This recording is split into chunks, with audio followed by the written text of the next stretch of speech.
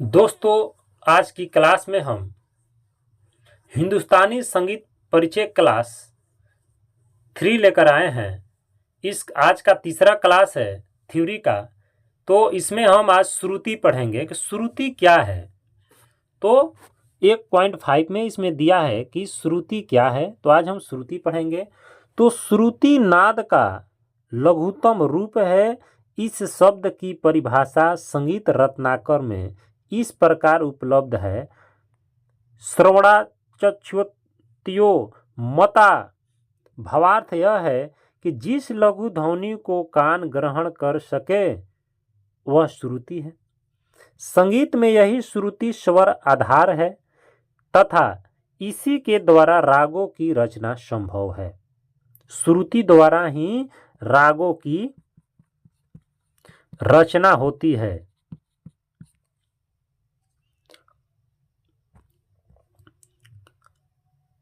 आगे है कि श्रुति संख्या। आगे जानेंगे श्रुति संख्या। श्रुति संख्या तो श्रुति संख्या के विषय में विद्वानों में भिन्न मत प्रचलित है। इनमें से मुख्य 3 है। एक मत के अनुसार श्रुति की संख्या एक सप्तक में 22 है और दूसरे मत के अनुसार 66 है तथा तीसरे मत के अनुसार श्रुति की संख्या अनंत है। इसमें से प्रथम मत अर्थात 22 श्रुतियों वाले मत को ही सर्वाधिक मान्यता मिली है। तो प्रश्न आ जाएगा कि किस के मत के द्वारा 22 श्रुति मानी गई है। तो प्रथम मत के द्वारा। आगे है, अब प्रश्न है, आप प्रश्न दीजिएगा। प्रश्नों का उत्तर कि संगीत रत्नाकर के अनुसार श्रुति की परिभाषा क्या है। तो संगीत रत्नाकर के अनुसार श्रुति की परिभाषा है कि संगीत रत्नाकर के अनुसार जिस लघु ध्वनि को कान ग्रहण कर सके वो क्या है। तो वो श्रुति है। जिस लघु ध्वनि को हमारा कान ग्रहण कर सके वो क्या है। तो श्रुति है। प्रश्न नंबर 2 है कि श्रुति संख्या के विषय में विद्वानों में कितने मत हैं। तभी ऊपर में पढ़ाए हैं कि श्रुति के विषय में 3 विद्वानों का मत है। कितने विद्वान का। तो 3 विद्वान का। अगला प्रश्न है श्रुति संख्या के विषय में किस मत को मान्यता प्राप्त है। तो श्रुति संख्या के विषय में पहला मत अर्थात 22 श्रुति वाले मत को ही सर्वाधिक मान्यता प्राप्त है। और ये 22 श्रुति का मत किसने दिया। तो सारंग पंडित सारंगदेव। पंडित सारंगदेव ने दिया। किस ग्रंथ में दिया। तो संगीत रत्नाकर में। संगीत रत्नाकर। आगे देखते हैं इसमें स्वर क्या है। आगे हम जानेंगे कि स्वर क्या है। स्वर क्या है। तो स्वर को स्वयं में अस्निग्ध अनुसरणात्मक श्रोताओं के चित्त का रंजन करने योग्य ध्वनि के रूप में परिभाषित किया गया है। श्रोता जो है सुनने वाले उनके चित्त रंजन करने की योग की ध्वनि के रूप में परिभाषित किया जाता है। क्या। स्वर। अब जानेंगे स्वरों की संख्या। वैदिक काल में आरंभ में केवल 3 स्वरों का प्रयोग होता था जिनके नाम थे उदात, अनुदात, स्वरित। उदात का मतलब होता था ऊंचा, अनुदात का मतलब होता था नीचा तथा स्वरित का मतलब होता है बीच का। धीरे धीरे इनका क्रम विकास हुआ।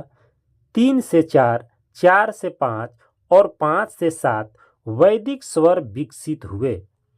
तत्पश्चात लौकिक स्वर सप्त स्वरों का विकास हुआ। सप्त स्वरों का विकास हुआ। इनका विधिवत उल्लेख सर्वप्रथम भरत के नाट्यशास्त्र ग्रंथ में मिलता है। इन्हें निम्न संज्ञाओं से संबोधित किया गया। कैसे किया गया? तो षडज, ऋषभ, षडज, ऋषभ, गंधार, मध्यम, पंचम, धैवत, निषाद। इनका संक्षेप नाम है सा रे ग म प ध नि।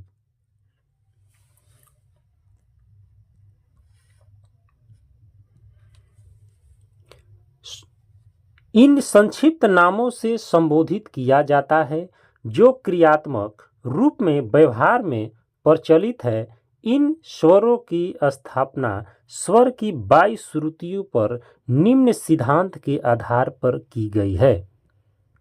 वो सिद्धांत क्या है? चतुस्वय षडज मध्यम पंचमा द्वे द्वे निषाद गंधारो त्रिस्त्री ऋषभ धैवते। कहने का मतलब इसका है कि अर्थात सा, म और प की श्रुति 4-4 मानी गई और रे और ध की श्रुति 3-3 मानी गई श्रुतियां, तथा ग और नी की श्रुति 2-2 मानी गई। ग नी की श्रुति 2-2, रे ध की 3-3। ये प्रश्न बीपीएससी टीआरई 2 में पूछा गया था।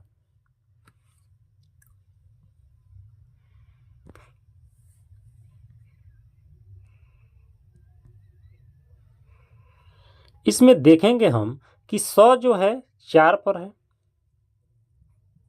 स कितने पर है? तो 4 पर है स। 13 पर क्या है? तो 13 पर है मध्यम।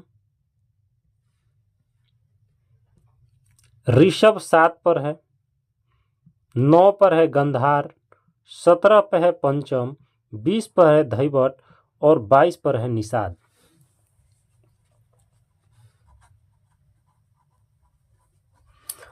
इस प्रकार के 7 शुद्ध स्वर हुए। भरत ने इनके अतिरिक्त 2 साधारण स्वर अंतर्गंधार तथा काकली निषाद भी कहे।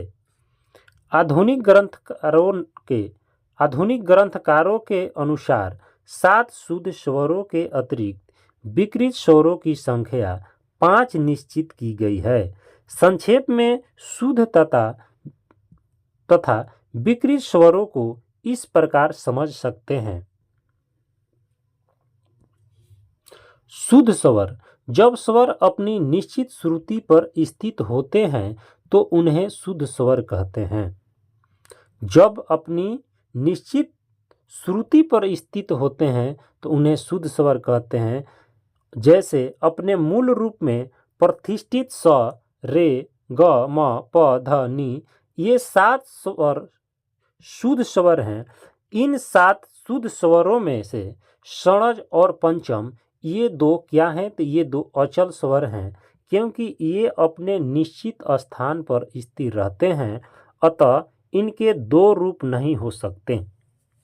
जैसा कि हम बताए हैं पिछले क्लास में कि रे, ग, ध, नि और एक म है, ये सब का डबल रूप हो सकता है, मगर सा और प के रूप डबल नहीं हो सकता है। ये अचल है और ये सब चल है। अब जानेंगे विकृत स्वर। विकृत स्वर षडज और पंचम के अतिरिक्त अन्य स्वर अपने नियत स्थान से परिवर्तित भी हो सकते हैं। अतः इनके चल या विकृत स्वर भी कहते हैं। उनकी यह स्वर अवस्था 2 स्वरूपों में होती है, कोमल स्वर तथा तीव्र विकृत। रे, ग, म, ध, नि ये क्या है? तो ये विकृत स्वर है। ये क्या है? तो विकृत स्वर है। विकृत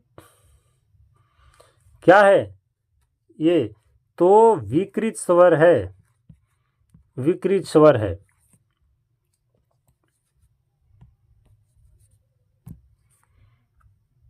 और इसका डबल रूप होता है, डबल रूप। स्वरों को इस श्रेणी में रखा जा सकता है। इनमें से रे, ग, ध, नी अपने स्थान से पूर्व की श्रुतियां लेकर कोमल रूप हो जाती हैं। पूर्व मतलब पहले। मान लीजिए यहाँ रे है तो इसके पहले की स्थान जो है लेगा तो वो कोमल बन जाएगा स्वर।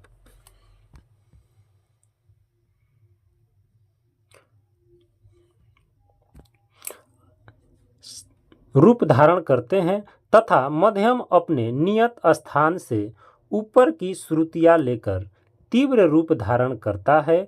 कोमल स्वर की पहचान के लिए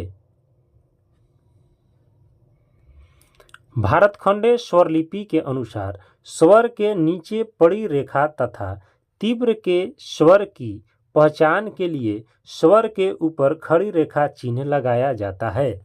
इसका कहने का मतलब है कि भारतखंडे स्वरलिपि के अनुसार किसी भी कोमल के, जैसे हम बताए हैं कि रे, ग, ध, नी, ये शुद्ध है मगर इसको कोमल करने के लिए नीचे पड़ी रेखा, इस तरह से अगर रेखा नीचे पड़ी हो जाए तो ये क्या हो जाएगा?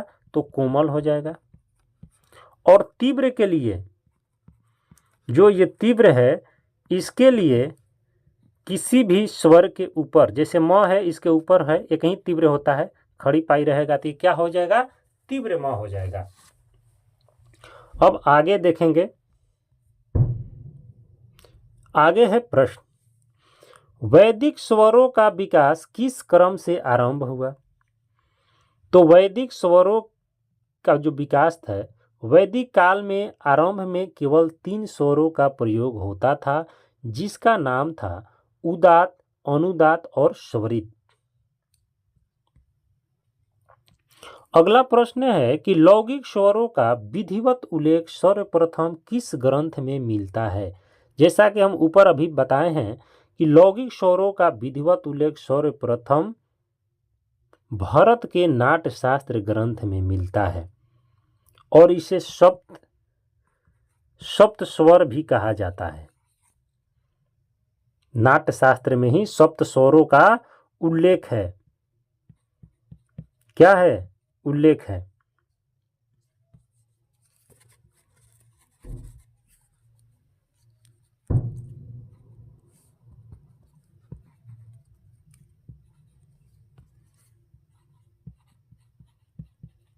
उल्लेख है। सप्त स्वरों का उल्लेख कहाँ है? तो नाट्यशास्त्र में है। अगला प्रश्न है कि नाट्यशास्त्र में कितने स्वरों का उल्लेख किया गया है? तो उत्तर है नाट्यशास्त्र में सप्त स्वरों का उल्लेख किया गया है। अगला प्रश्न है कि सप्त स्वरों की स्थापना किन किन श्रुतियों पर की गई है? तो सप्त स्वरों की स्थापना षड्ज 4 पर है, ऋषभ 7 पर है, गंधार 9 पर है और मध्यम 13 पर है, पंचम 17 पर है, धैवत 20 पर है, निषाद 22 पर है। 22 पर स्थापित किया गया है। अगला प्रश्न है, प्रश्न नंबर 5 है, आज की क्लास की लास्ट प्रश्न है कि कौन कौन से स्वर विकृत रूप ले सकते हैं? तो विकृत रूप लेने वाला स्वर है रे, ग, म, ध, नी। कुल 5 स्वरों को विकृत रूप माना जाता है और सा, प को अचल, बाकी सबको चल कहा जाता है, चल स्वर। तो दोस्तों आज की क्लास हम इतना ही प्रश्नों से समाप्त करते हैं। अगर मेरा वीडियो आप लोगों को पसंद आया होगा तो मेरे चैनल को लाइक, शेयर और सब्सक्राइब करना बिल्कुल ना भूलिएगा। धन्यवाद।